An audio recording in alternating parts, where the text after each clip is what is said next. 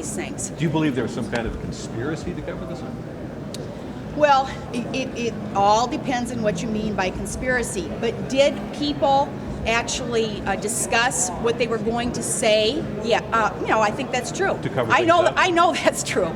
To cover things up, though. Well, to not admit embarrassing mistakes, and if you think, for instance, if you see the Moussaoui case, people could not believe there were 60 or 70 emails that went from the Minneapolis office to headquarters.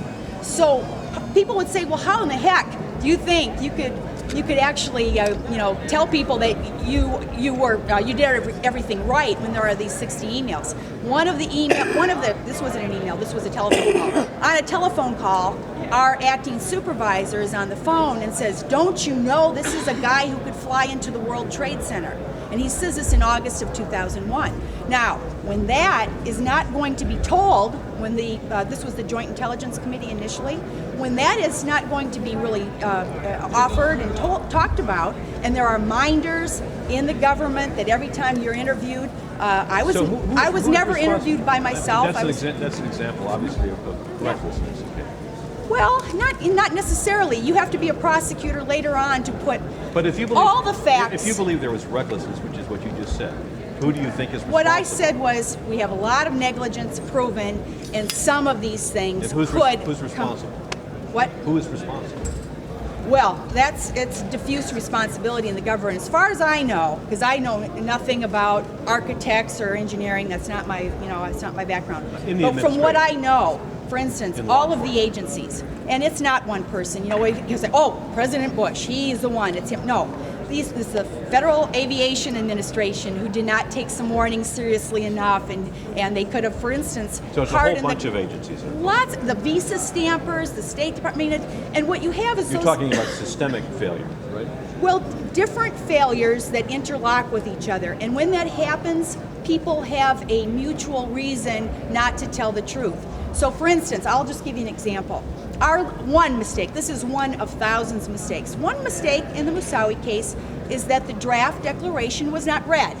Okay, pretty significant if you think, you know now that these pages of facts about why you're seeking an emergency warrant turn out eventually, after prodding and asking and again, reluctance to tell the truth, finally it turns out they were not read by the lawyer in the FBI who had the duty to send those over to the Department of Justice. Okay, it's a very serious mistake, and of course it should be fixed, and it should be fixed quickly because you don't want to repeat that kind of mistake. But the reason why that mistake wasn't admitted quickly was because there was someone else involved who had made a separate mistake. You know who that was? The person who had not allowed the lawyer to read it. He had verbally briefed. So that person says something in order to protect other people. The person who makes the mistakes, of course, has an incentive not to tell the truth. And, this happens because everybody says, well, when I wrote the memo, the line, the national press media line was 9/11 could not have been prevented. That was said repeatedly. And, of course, it wasn't true. Now, if you read the 9/11 Commission, you see all these possible different ways. But when that line holds, you know hundreds of people in government that maybe made mistakes, maybe did something even possibly reckless. When that line holds, there is no way to open it up and find out, well, you made that mistake. Because if one person admits, I did this wrong, they'll usually say, I did it wrong, but I did it because. One of the problems in the FBI was something that the FBI was not responsible for. It was the law was being misinterpreted between sharing intelligence with criminal. It was called the wall. And so that really wasn't the FBI's fault, other than maybe some people should have raised it earlier. But why did they not bring that up early on? Why did they not talk about it? Because then if they got into it, they would have to admit their own mistakes. So that's what I'm trying to explain, is that sometimes when you look at something and you see what looks like, oh my gosh, this looks, whatever, it's because of the strong reluctance to tell the truth. And when there's no powers on top, so for instance, in this case, the administration they weren't really wanting to fix it. They had a kind of a pre-agenda. They had a preconceived notions, and they began to do things like start war on Iraq right from the start. So did they really care about who was involved when they already thought it was Iraq? I mean, things like that. And so when you had that situation, all the little people just keep their mouths shut because I don't want to tell the truth. And that's what I know, and I'll talk about that tomorrow if you're still here. Okay, thank you very much. Appreciate your time. Yes, you ought to join the FBI. My goodness, I could have, they say you can't get information from terrorists. There's always waterboarding. Yeah. Coleen, can I have you I will not, by the way, consent to, as much as I care about the truth, I don't think I would consent to be waterboarded. Besides, I would probably immediately lie if I was. But yeah, you guys have a strong, it just seems to me, again, I've been interviewed by many, many people, and I've actually given interviews, many interviews about 9/11. I've never been so aggressively asked these kinds of questions, almost as if you are a defense attorney, like I'm an FBI agent on the witness stand, and you're trying to get me to say a word where, complicit and these types of things.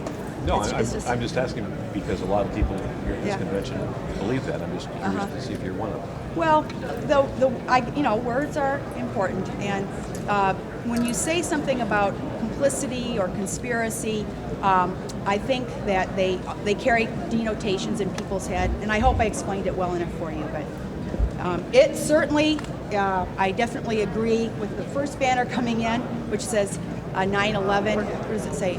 The 9/11 lack of truth is the first casualty of the war, or something like that. I have to read it because what I know of too is that Iraq, the connection